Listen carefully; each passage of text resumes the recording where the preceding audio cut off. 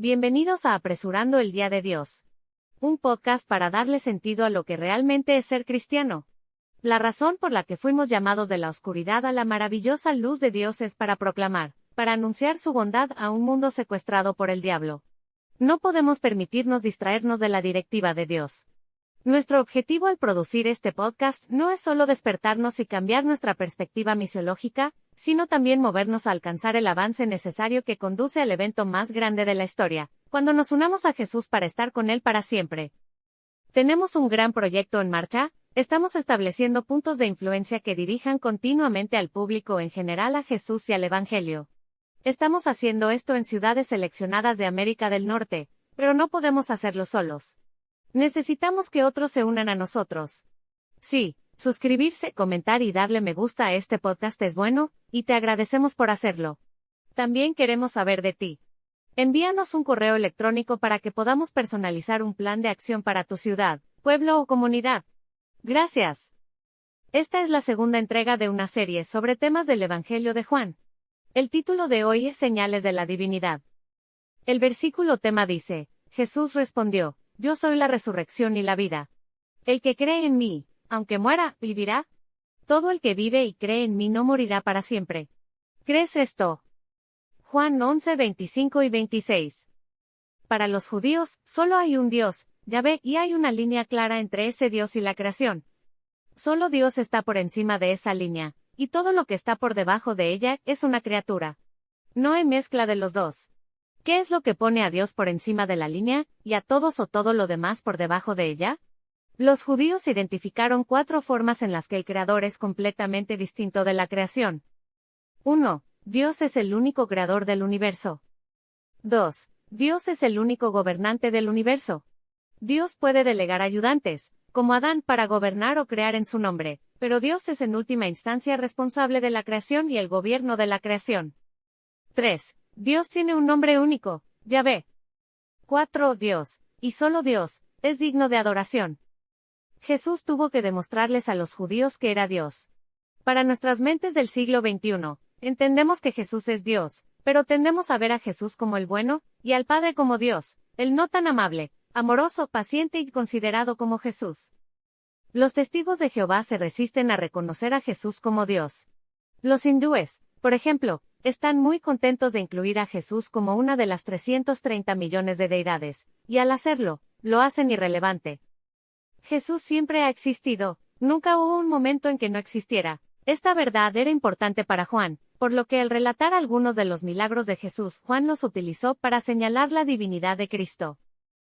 La principal diferencia entre el cristianismo y las demás religiones es que en el cristianismo, Dios mismo, la única fuente de vida, descendió para demostrar quién es Dios realmente y, en el proceso, ofrecernos la oportunidad de ser restaurados. Esto no significa que las demás religiones no tengan buenas ideas o que no conozcan algo acerca de Dios. Por eso, la alimentación de los 5,000 fue uno de los 2 milagros de este tipo que realizó Jesús. Este fue en Judea, mientras que el otro, donde alimentó a 4,000, fue en Galilea.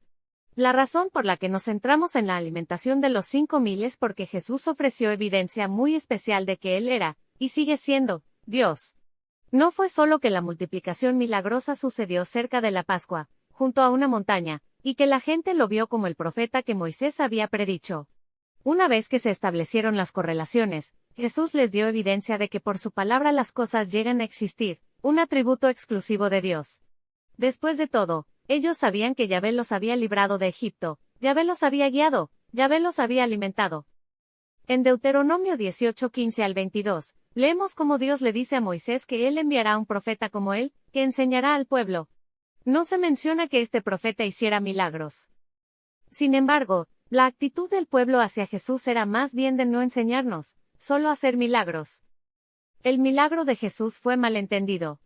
Al multiplicar los alimentos, sanar a los enfermos y resucitar a los muertos, el pueblo lo vio como un superhombre, un rey que en su visión, les daría una ventaja insuperable sobre los romanos. Confiar, tener fe en los milagros es una fe muy superficial. Confiar es percibir a Dios. De la misma manera que nuestra vida física requiere de alimento, nuestra vida espiritual necesita del pan de Dios. Con milagros como los que estamos abordando aquí, Jesús les estaba señalando, en esencia, su propia divinidad.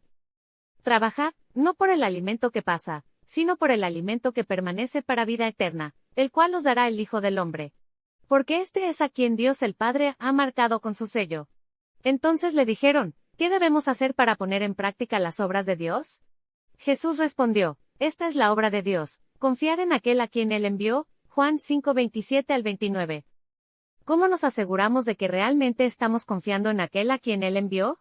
¿Qué determina si realmente creemos o si solo decimos que creemos?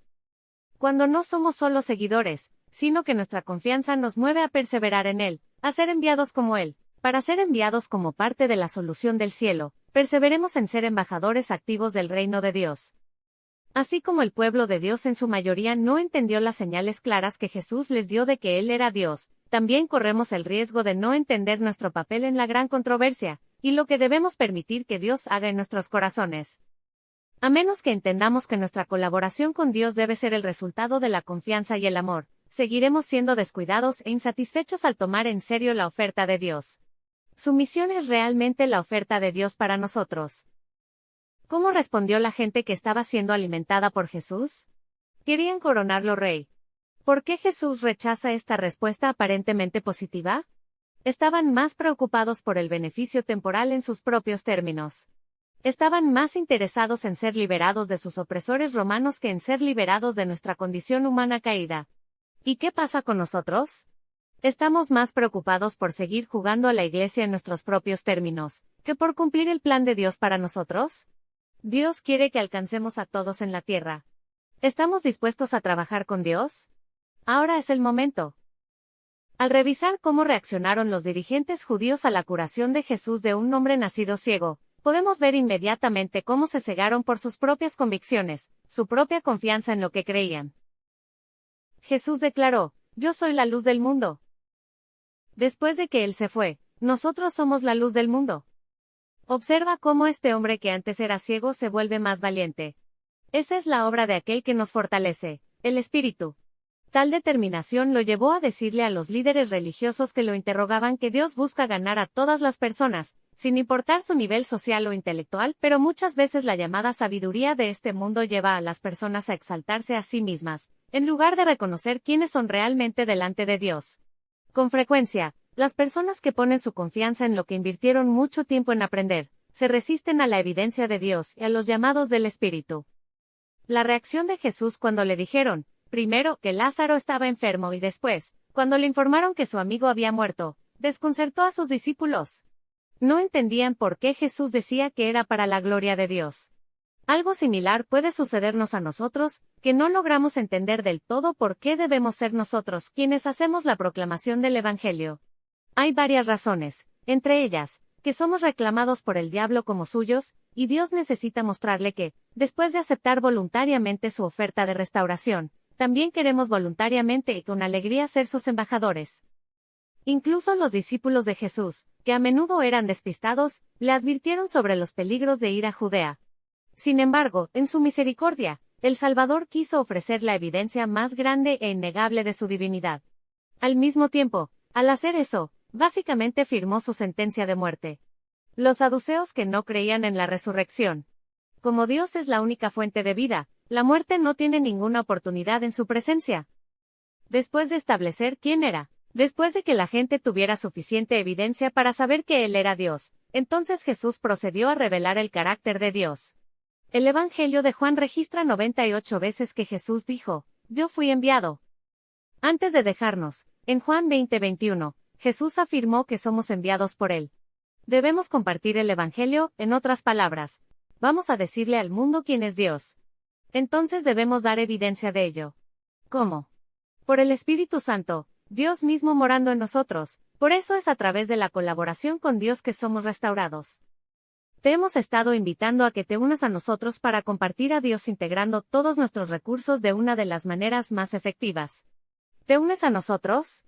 Haz clic en el video para más detalles.